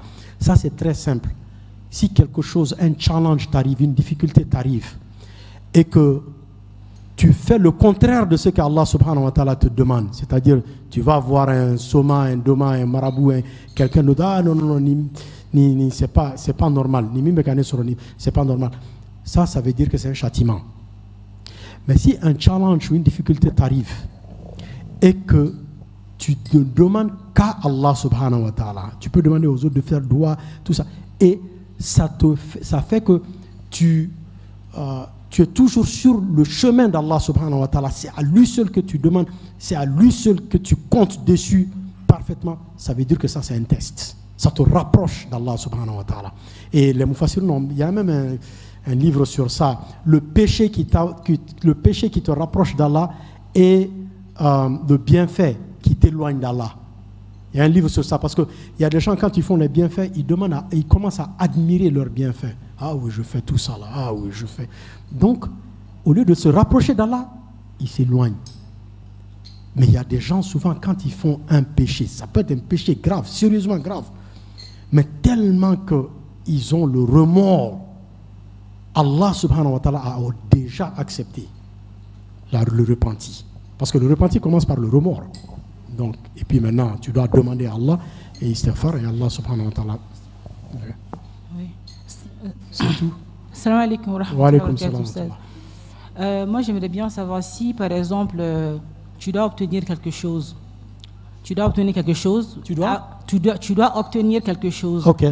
Avant d'obtenir la chose, tu as fait toutes les invocations qu'il faut, tu as prié, tu as pleuré, tu as demandé à Allah subhanahu wa ta'ala de te guider. Tu as demandé à Allah subhanahu wa ta'ala si cette chose était créée pour toi, de te l'accorder. Et sinon, que ça ne se réalise pas. Mais toutefois, la chose s'est réalisée. Okay. Mais là, dans la chose-là, tu t'es retrouvé à faire des actes, des actes que tu sais que toi-même ne plaisent pas à Allah subhanahu wa ta'ala. Maintenant, dans ça, là, tu te dis, est-ce que j'ai déjà prié, j'ai pleuré, Allah me l'a accordé. Mais comment est-ce que je me retrouve à faire des choses qui ne plaisent pas à Allah subhanahu wa ta'ala dans ce dont j'ai invoqué, quoi. Je ne sais pas si vous me comprenez. Oui, ça veut dire qu'en fait, dans des cas de figure comme ça veut dire Allah subhanahu wa ta'ala nous dit Kalilamma tashkurun. Très peu de gens sont reconnaissants envers Allah. Exactement dans ton exemple, tu as demandé quelque chose, Allah t'a accordé. Mais quand Allah t'a accordé, tu n'as pas été, comment dire, walaymandon. Tu es reconnaissant envers Allah. C'est pourquoi tu fais des choses que Allah n'aime pas. Donc, mais même là, c'est pas trop tard. Tu peux repentir et maintenant redemander encore ou bien revenir sur soi. Allah aime ceux qui reviennent constamment. Même il y a chez les Hanafi par exemple, à chaque fois qu'ils font le wudu, il dit Allahumma ja'alni min at-tawwabin wa ja'alni min al-mutatahhirin. At-tawwabin, quelqu'un qui revient à chaque fois. Pourquoi tu reviens? Parce que tu fais des péchés. Allah n'est jamais contre ça. On est obligé de faire des péchés. Mais on doit revenir. C'est la sincérité qui te fait revenir. Ok.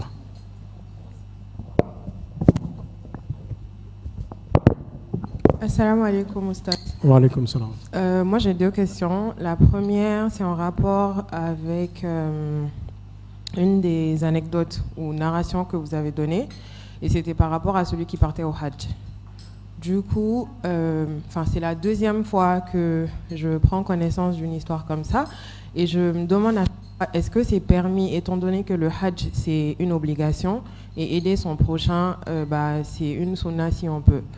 Est-ce que c'est permis, parce que dans les deux cas de figure, les deux personnes n'avaient plus rien en fait. C'était soit aller au Hajj ou aider la personne, et à chaque fois, les deux personnes ont choisi d'aider leur prochain, et donc ils ont sacrifié leur Hajj. C'est vrai que Allah leur a fait miséricorde après ça, mais si par exemple nous aujourd'hui on se retrouve dans une situation comme ça, est-ce que c'est permis de sacrifier son Hajj alors que Allah nous a donné la possibilité d'économiser pour y aller? Maintenant, la deuxième question, c'est quand est-ce qu'on peut savoir que cette chose n'est plus pour nous? Genre, on a fait istikhara, on a essayé, on a fait les causes une fois, on échoue, on recommence, 2 fois, jusqu'à 3 fois. Est-ce qu'on abandonne ou on continue à essayer? Ok, à la première question par rapport au Hajj, et certainement vous avez dû remarquer, je parle rarement du fiqh. Ça c'est haram, ça c'est halal. Rarement. Dans tout le Coran, il y a à peu près, je crois que 500, je crois que dans mon livre, j'ai mentionné à peu près, je crois, 500 ayats qui parlent de halal et haram. Dans tout le Coran. Moins de ça d'ailleurs, moins que ça. Parce que les gens ont limité l'islam à halal ou haram. Ça fait une dichotomie qui fait fuir les gens. Alors que chaque acte, ça peut être halal, ça peut être haram, ça peut être musta'ab, ça peut être makroub, ça peut être mubah. Donc il y a 5 possibilités. Et de 2, tout ce qui est halal est haram. Tout ce qui est haram est halal. On le sait. Ça dépend des circonstances. Tuer quelqu'un, c'est haram. Tuer quelqu'un, fi sabilillah, c'est halal. Donc, c'est pour dire que ce côté halal et haram, je ne donne pas de fatwa. Mais ce que je dis par rapport à l'intention, tout dépend de l'intention de tout un chacun. Quand Ali a donné son argent à son voisin, ce n'était pas le résultat, il n'était pas après le résultat. Il ne se disait pas que peut-être Allah va m'accorder ça. Peut-être qu'il n'était même pas très lettré islamiquement. Mais c'est la sincérité. Parce que les gens oublient que la connaissance de l'islam, c'est-à-dire la connaissance intellectuelle des textes de l'islam, ne veut pas nécessairement dire qu'on est près d'Allah subhanahu wa ta'ala. Du tout. Le taqwa qui vient du cœur, c'est ce qui nous rapproche d'Allah subhanahu wa ta'ala. Donc, si une personne qui juge nécessaire que non, moi je vois la condition de ces gens-là, je ne peux pas aller au Hajj en les voyant dans ces conditions. Seul Allah subhanahu wa ta'ala sait ce qu'il va lui donner comme récompense. Et s'il décide aussi, je vais au Hajj parce que c'est un pilier, Allah subhanahu wa ta'ala, Allahu alam, c'est lui qui connaît. On connaît l'histoire des 2 groupes. Rasulullah sallallahu alayhi wa sallam dit, ok, ne priez pas salatul asr jusqu'à ce que vous arrivez à un certain point. Il y en a qui ont prié, il y en a qui n'ont pas prié. Ils sont retournés. Rasulullah sallallahu alayhi wa sallam leur dit, vous avez les 2 raisons, tous 2 raisons. Tu vois, c'est pas le fiqh d'aujourd'hui où on dit, ah non, ça c'est haram. Non, ça dépend de l'intention. La deuxième question, j'ai dû oublier. C'est pourquoi je prends une question à la fois. Ou bien j'ai répondu. C'était de savoir à quel moment est-ce qu'on comprend qu'il faut laisser tomber un projet. Maintenant, oui, quand tu commences quelque chose... Non, ça dépend de toi. Ça dépend de toi. Quelque chose peut être mal pour toi, mais tu demandes à Allah de faire du bien dans ça, il va le faire du bien. Donc ça dépend de tout un chacun. Et ça fait partie aussi du test. Si Allah dit, je vais te tester pour 5 ans, tu vas être pauvre, mais après la 5e année, tu vas être riche. Tu vas te dire, tu vas tout faire pour rester, tu vois, vigilant, tu vois. Mais comme tu ne le sais pas, tu ne sais pas quand ça va finir, c'est ça le test. Mais que tu restes ferme et que tu restes toujours croyante, ce que Allah fait, c'est ce qui est bien. An-nafsul mutma'inna. C'est difficile d'arriver là-bas. Et c'est ça. An-nafsul mutma'inna, quelque chose de mal vient. Il dit Alhamdulillah. Ok. Merci Oustaz. Avant de poser ma question, je rejoins la sœur pour vous remercier parce que la présentation elle était bien illustrée. Merci. Et on sent qu'il y a toute une documentation derrière. On a vraiment tiré profit. Merci. Alors ma question c'est par rapport à la contrainte face à on va dire, la mise en œuvre du libre arbitre. Je vais prendre un exemple terre à terre. Pour une sœur qui veut se voiler, qui est dans une famille qui est hostile à ça. Et donc, face à la contrainte, aux menaces, etc., elle décide de surseoir temporairement, par exemple, à cette décision du port du voile. Mais son intention, c'était de le faire. Mais bon, face aux contraintes, elle cède.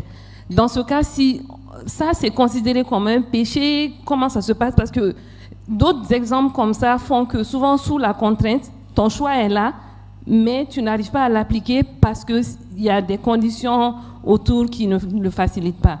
Voilà, merci. Ok. C'est, bon, pour des cas de figure comme ça, on a dit que l'intention est le pilier, c'est vraiment la clé de tout. Et nous, en tant qu'êtres humains, nous sommes fascinés par le temps.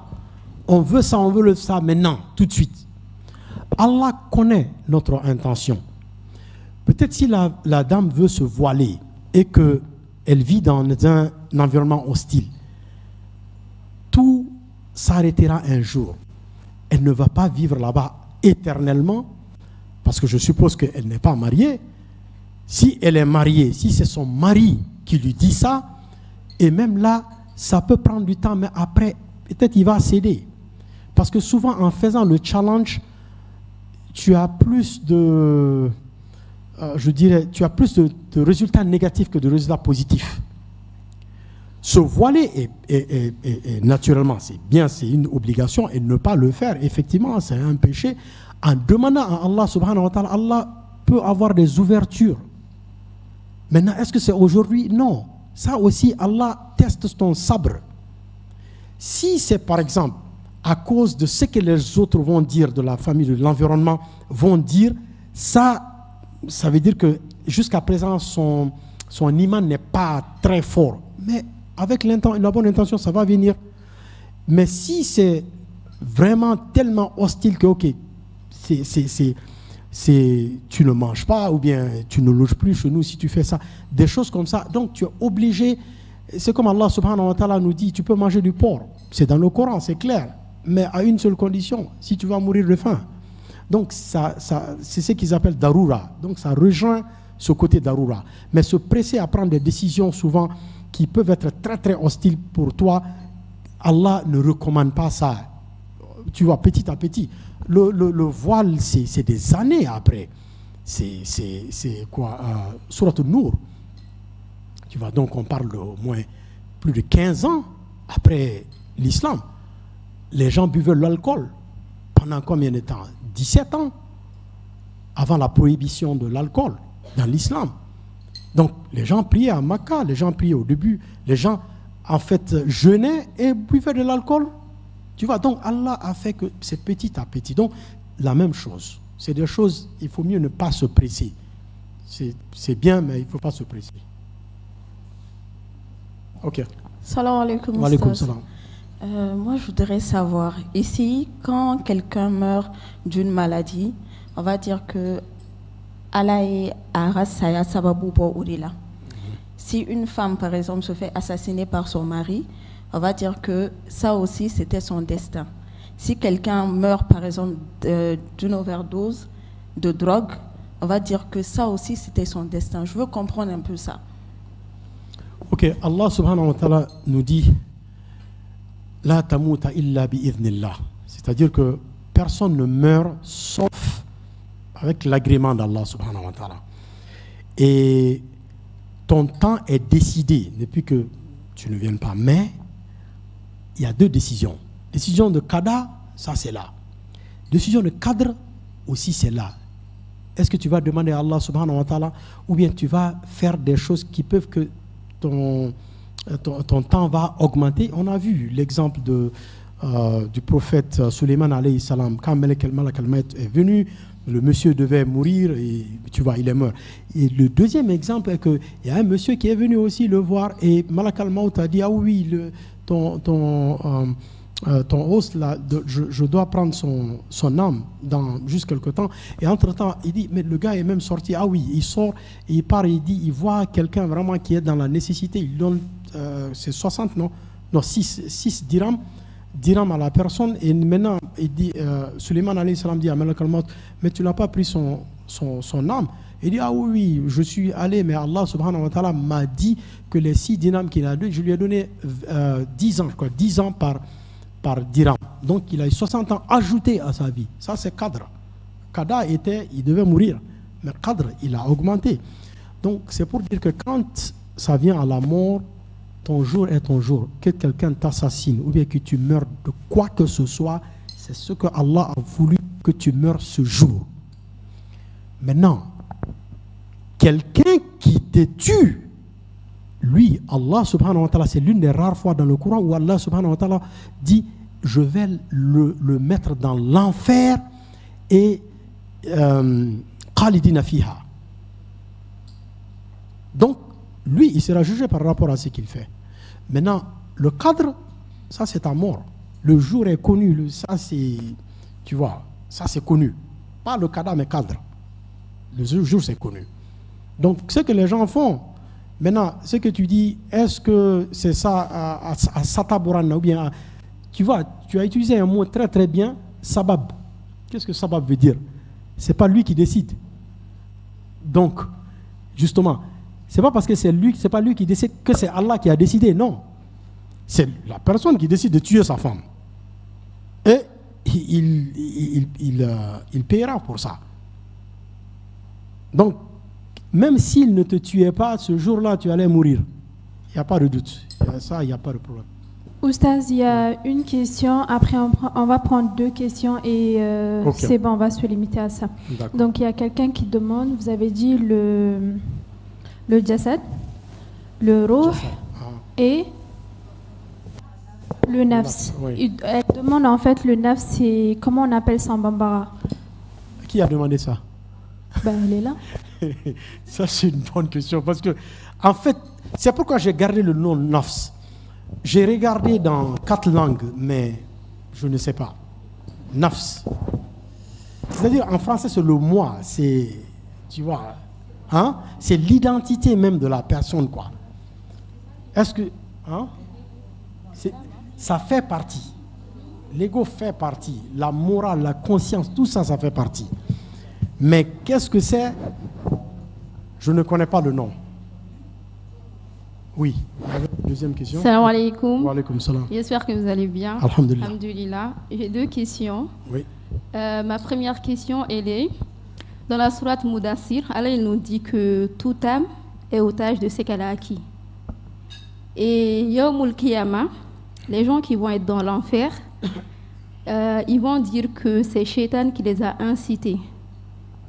Les actions qu'ils ont fait, tout, c'était de la part de Shaitan. Et Shaitan, il va dire que lui, il les a juste appelés. Les gens, ils l'ont suivi.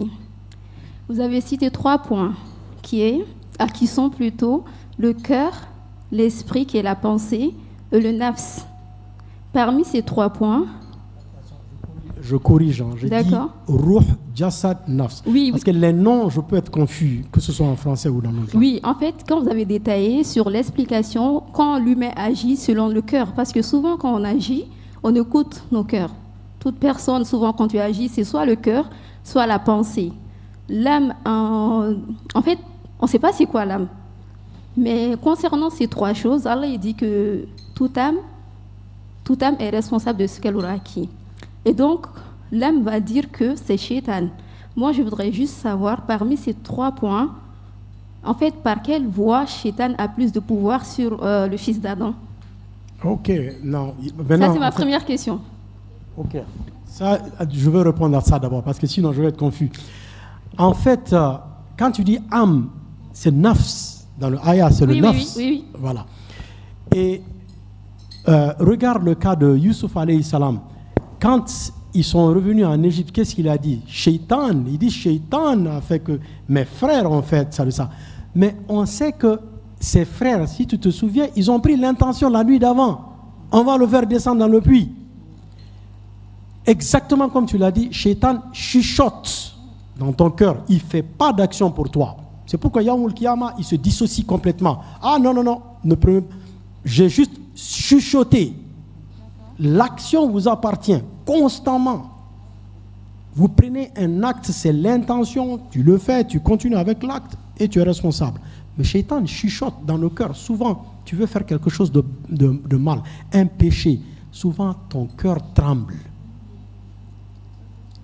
Ton cœur tremble. Pourquoi? Parce que Allah subhanahu wa ta'ala a assigné 2 anges aussi qui te disent fais du bien, qui chuchotent. Et Shaitan chuchote le mal. Donc entre les deux, ça fait frémir le cœur. Mais le choix ultime te revient. Ok. Mais en fait, moi ce que j'essaie de comprendre en fait, parce qu'il peut chuchoter, c'est vrai, dans le cœur, mais il y a la pensée aussi. Les Wassawi, c'est plus la pensée ou le cœur en fait. Parce que les deux ont le neurone. Neurone ici, donc ils chuchotent. En fait, c'est le neurone crânien qui est plus faible. Donc il chuchote là-bas d'abord. Parce que ça, c'est plus difficile, parce que ça, il y a le tarbia qui est là. Récitation du Coran, ça fait que ça couvre ton cœur, ça garde ton cœur. Chaque jour que tu récites le Coran, tu vois, il y a quelque chose qui garde ton cœur, encore plus, chaque jour. Donc ça fait que les chuchotements de Shaitan rentrent difficilement dans le cœur. Mais la pensée, ah oui, il va te mettre ça. Et dans la pensée, la première des choses, c'est les yeux. Il va te faire voir les choses. C'est notre point faible. Rasulullah sallallahu alayhi wa sallam dit que c'est la flèche. La première flèche de Shaitan, c'est les yeux. C'est pourquoi on doit, c'est-à-dire qu'on doit savoir là où on doit aller, à qui on doit être avec, dans quel environnement. Tout ça, ça nous revient. Et c'est à nous de prendre ces décisions. D'accord. Ma deuxième question, la table servie qui est auprès d'Allah. Je pense que ça, c'est le destin. Tout ce qui doit se passer. En fait, tout ce qui doit se passer... La table servie, Maïda? Oui, mais en fait, je veux dire, le destin, c'est déjà tout ce qui... Voilà, là, il a décrété, c'est auprès de lui, il n'y a pas de changement. Et vous avez dit cadre. La prédestination, c'est les choses qui vont se passer, mais souvent, il peut y avoir des modifications et tout à travers des invocations et tout. Par exemple, une personne qui s'est mariée, elle a divorcé, elle était avec Foulen, elle s'est retrouvée avec Moussa. Sachant que la prédestination, c'est les actions sur lesquelles l'humain, tu n'as pas de pouvoir. Par exemple, un accident, incendie, tout cela, on n'a pas de pouvoir sur ces choses. Mais le fait que j'ai divorcé, je me suis mariée avec Moussa, j'avais un libre arbitre. Mais est-ce que souvent, le libre arbitre, c'est pas... En fait, pour arriver au libre arbitre, est-ce que souvent nos actions, c'est pas guidé par Allah même? En fait, souvent, c'est comme si c'est pas notre choix. Par exemple, je me suis retrouvée mariée avec Moussa. C'était, voilà, là, il avait destiné que je sois avec Moussa. Que je t'ai resté avec Foulen ou pas, j'allais divorcer pour me retrouver avec Moussa. Mais dans ça, est-ce que le fait que j'ai décidé de me marier avec Moussa, c'était un libre arbitre ou la prédestination? Ok, une très bonne question. Ok, maintenant, tu te divorces avec la première personne, tu demandes à Allah, je veux me marier. En général, les gens divorcés demandent qu'ils veulent se marier, elles veulent se marier. Et tu donnes une explication à Allah. Je veux un homme qui est comme ça, comme ça, comme ça. Allah subhanahu wa ta'ala sait que dans ton entourage, le plus proche que tu peux te marier avec les déterminations, les spécifications que tu as dit, ça va être lui. Donc Allah subhanahu wa ta'ala peut faire que maintenant vous rencontrez, que ça semble être un hasard, il n'y a pas de hasard dans l'islam. Donc Allah subhanahu wa ta'ala va faire que vous allez vous rencontrer. Et quand vous allez vous rencontrer, naturellement, c'est là où ton libre choix, tu peux refuser Moussa. Bien qu'il a toutes les spécifications, mais tu peux toujours dire non. Il ne te force pas. Donc, c'est toi, en fait, qui prends le choix, mais Allah subhanahu wa ta'ala met l'opportunité devant toi. Parce que tu as demandé, tu veux cette opportunité. Donc, il met l'opportunité devant toi, mais c'est à toi de prendre cette opportunité ou de ne pas prendre cette opportunité. Allah nous dit, Anfiku mimma razaqnakum. Ça veut dire que donnez ce dont on vous donne aussi. Allah subhanahu wa ta'ala ne descend pas et te donne de l'argent. Mais comment tu deviens riche? Il te donne l'opportunité. Et maintenant, c'est à toi d'agir. C'est la même chose. Le libre choix, c'est ce que tu fais. L'opportunité, Allah le met devant toi. Youssouf alayhi salam, il pouvait ne pas accepter le travail qu'on lui a donné, que le roi lui a donné. D'ailleurs, quand le roi l'a appelé, c'est lui qui a fait son choix. Il dit, c'est ce que je peux faire le mieux. Ministre de l'Agriculture, en tout cas des gens qui quelque chose qui a à voir avec la nourriture, c'est lui qui a demandé. Donc ça, c'est le libre choix. Nous allons prendre que 3 questions, après on va s'arrêter. Okay. Et après, celles qui ont des questions peuvent directement se rapprocher de Oustaz pour poser les questions, pour qu'on puisse libérer les autres sœurs. Donc je vais passer à la prochaine question.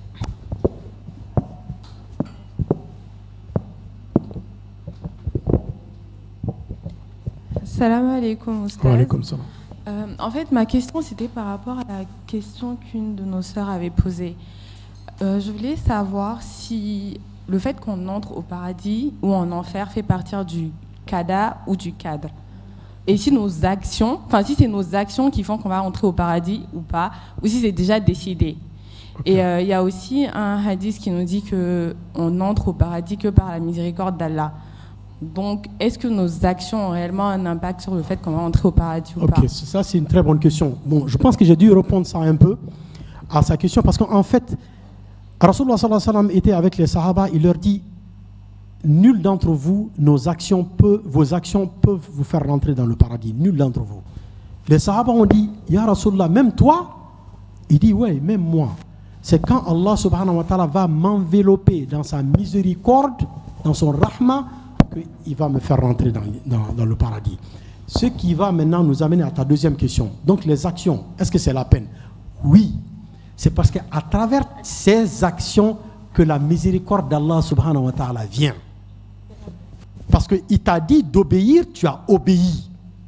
Donc, il a une miséricorde envers toi. Donc, mais c'est la miséricorde qui te fait rentrer. Ce n'est pas tes actions. Une autre question? Oui. Assalamu alaikum. Wa alaikum salam. J'espère que vous allez tous bien. J'avais une question par rapport au destin. Okay. Est-ce que le mauvais œil impacte sur notre destin? Ok, ça c'est un sujet totalement... ça aussi c'est une conférence à part. Le mauvais œil. Le mauvais œil, en fait, c'est quelque chose, aïn, ils appellent ça en arabe, il y a bamanakana, dajgou, nyadjgou. C'est quelque chose qui, souvent, il y a des gens qui l'ont, qui ne savent même pas qu'ils ont. Il y a un cas spécifique, pourtant d'un cheikh, qui dit que chaque fois qu'il amenait l'enfant chez sa mère, qui est la grand-mère de l'enfant devenait malade et beaucoup de choses. Donc, ça, c'est des choses qu'on ne contrôle pas. Est-ce que c'est dans le cadre, le qada? Je dis que c'est quelque chose qui peut-être passe dans le qada, parce que les gens qui l'ont, c'est pas des gens qui sont mauvais nécessairement. Hein. C'est pas parce que les gens ils sont mauvais qu'ils regardent, c'est les yeux qui te font. Non. Mais quand tu regardes, ce qui est important, c'est l'autre question. Pourquoi le mauvais œil vient? C'est pourquoi Allah subhanahu wa ta'ala nous dit d'éviter certaines choses. L'histoire de Youssouf alayhi salam, quand les 11 frères partaient en Égypte, Yacoub alayhi salam, leur père, leur a dit, ne rentrez pas avec la même porte d'Égypte d'entrée. Parce que c'était des gens grands, beaux, jolis. Ils avaient tout physiquement. Donc, si vous rentrez, le mauvais œil peut faire que vous aurez des problèmes. Donc, ça, le mauvais œil, ça c'est vraiment un sujet différent, mais ce n'est pas nécessairement lié. C'est comme si tu dis que quelqu'un, il est né noir, pourquoi il n'est pas né chinois? C'est-à-dire, ça c'est des choses qui sont là. Okay. Je voulais rajouter quelque chose. Par rapport à ce que la sœur a demandé, il y a un hadith où le prophète sallallahu alayhi wa sallam, il a dit que le jour du jugement dernier, il y a un homme qui va se présenter et pendant 500 ans, il aura adoré Dieu et il va demander à Dieu de le juger. Dieu va lui dire qu'il va rentrer au paradis par sa miséricorde. Il va dire que non, que lui va être jugé par rapport aux 500 ans d'adoration. Et Dieu va lui dire aux anges de mettre dans la balance seulement la capacité qu'il lui a donné de voir, pas de marcher, toutes les habiletés qu'il lui a données, que non, juste le fait qu'il lui a permis de voir, et va voir que ces 500 ans par rapport à cette bénédiction de Dieu, c'est très minime. Donc Dieu va lui faire miséricorde et le faire rentrer au paradis. Effectivement, effectivement. Et ça, c'est peut-être un bon exemple. Tu sais, quand on l'a pris, il dit aux anges, ok, amenez-le dans l'enfer. C'est quand il partait à l'enfer qu'il a pleuré. Il dit, oh Allah, Rahma, Rahma, justement. Donc, il a demandé la miséricorde de Dieu. Donc, Dieu lui dit, ce que tu m'as demandé, cette miséricorde, je veux ça mieux que les 500 ans d'adoration. Ça, c'est la croyance quand même.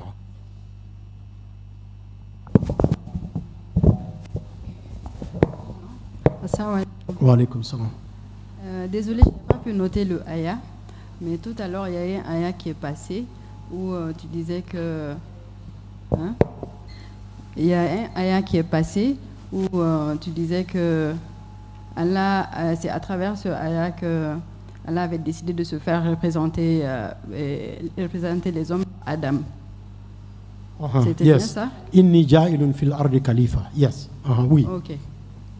D'accord. Bon, ma question c'est que, au vu de ce ayah-là, est-ce que Adam, alayhi salam, ne s'est pas vu... est-ce qu'il a eu le choix? Le choix de quoi? D'avoir mangé la peau. Ah si, il a le choix. Allah a utilisé cet événement. Ça a été, c'est comme la date. Ok, à partir de cette date, je vais te faire descendre sur terre. C'est la date. Mais même s'il n'avait pas mangé ça, Allah l'a créé pour la terre. C'est pas pour rester dans le paradis. C'est pour la terre. Et enfin, j'ai juste mis une seule partie, mais avant ça, Allah subhanahu wa ta'ala, qu'est-ce qu'il dit? Il appelle les anges. Donc, il appelle les anges, il leur dit, ok, inni ja'ilun fil ardi khalifa. Et les anges lui disent, wa nahnu nusabbihu bihamdika wa nukaddisu lak. Donc, nous, on t'adore au maximum possible. Donc, tu n'as pas besoin de créer ces gens-là. Allah leur dit, oh, je connais ce que vous ne savez pas. Donc, il y a une raison pourquoi Allah a créé l'homme. Mais ce n'est pas être au paradis ou bien être sur la terre qui est l'important. L'important est que je vais leur donner le libre choix et il y en a qui vont m'obéir. C'est la raison de la création. Le lieu, ça importe peu. Lui, on l'a dit de ne pas manger, il ne devait pas manger. C'est aussi simple. Il a mangé. Allah n'a pas fait qu'il mange. C'est lui, c'était son choix. Mais, et vu que tu disais que c'était le plan d'Allah pour que les hommes descendent sur le plan d'Allah de le faire descendre, pas de manger. Mais c'est parce qu'il a mangé. Non, justement. C'est pas parce qu'il a mangé. Allah a utilisé ce péché-là pour décider que maintenant tu vas en bas. Aujourd'hui, je vais décider que tu vas en bas, que tu marches et que tu vas sur la terre. Mais il devait aller sur la terre.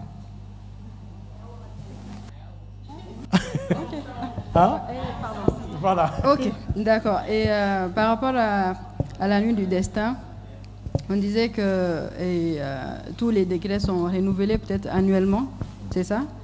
Il y a des... Plus qu'annuellement, journalièrement, par heure, On a vu le cas du monsieur qui a donné 6 dirhams, il a été ajouté 60 ans. Malak al-Maut ne savait pas qu'il allait faire ça. Ça a été sa décision. Il est parti, il a donné un sadaqa de 6 dirhams. Allah subhanahu wa ta'ala dit chaque dirham c'est 10 ans, j'ajoute à ton... Oui, mais bon, pour faire vite, vu que tout est renouvelé, tous les décrets descendent annuellement, est-ce tout ce qu'on aura beau faire dans l'année, pas forcément. Je ne sais pas si tu me suis. Ce ne serait pas forcément quoi? On ne va pas atteindre nos objectifs étant donné que... Ok, d'accord. Je pense que c'est mieux qu'à la fin, elle se rapproche de vous pour mieux en discuter. Oui, justement, tout le monde peut donner des questions à Mariam. Oui. Mariam, certainement, peut recenser toutes les questions. Oui. Certainement, vous pouvez l'écrire, tout ça là, Yves. D'accord. Alors, après, vous pouvez vous rapprocher de Mariam, Inch'Allah. Elle va prendre les questions et elle va directement les poser à Oustaz. Il y a également le lien Facebook et YouTube de Oustaz où il y a plusieurs tafsirs et des prêches. Donc, vous pouvez demander le lien après à Mariam ou on met directement ça sur le groupe. Et donc, après, il y a une sorte... Ah, là, c'est bon. Il y a une sœur qui fait une collecte du Coran là pour les centres.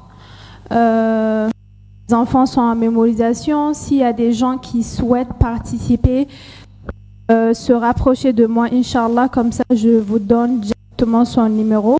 Et s'il y a des gens aussi qui ne sont pas dans le groupe communauté T-Moment, vous pouvez également me dire, comme ça je vous rajoute directement sur le groupe. Et il est déjà 17h44, donc je pense que nous allons vous libérer. Jazakumullah khairan. Ok, donc on fait dua, Inch'Allah. Allahumma inna nahmaduka wa nasta'inuka wa nastahdik. ونؤمن بك ونتوكل عليك ونثني عليك الخير كله نشكرك ولا نكفرك ونخلع ونترك من يفجرك اللهم إياك نعبد ولك نصلي ونسجد وإليك نسعى ونحفظ نرجو رحمتك ونخشى عذابك إن عذابك الجد بالكفار ملحق اللهم لك الحمد كله ولك الشكر كله وإليك يرجع الأمر كله اللهم ربنا آتنا في الدنيا حسنة وفي الآخرة حسنة وقنا عذاب النار اللهم ربنا آتنا من لدنك رحمة وهيئ لنا من أمرنا رشدا اللهم أرنا الحق حقا وارزقنا اتباعه وأرنا الباطل باطلا وارزقنا اجتنابه اللهم طهر قلوبنا من النفاق وأعمالنا من الرياء وألسنتنا من الكذب وأعيننا من الخيانة وصلى الله على سيدنا محمد وعلى آله وصحبه وسلم ربنا تقبل منا إنك أنت السميع العليم وتب علينا إنك أنت التواب الرحيم برحمتك يا أرحم الراحمين سبحان ربك رب العزة عما يصفون وسلام على المرسلين والحمد لله رب العالمين.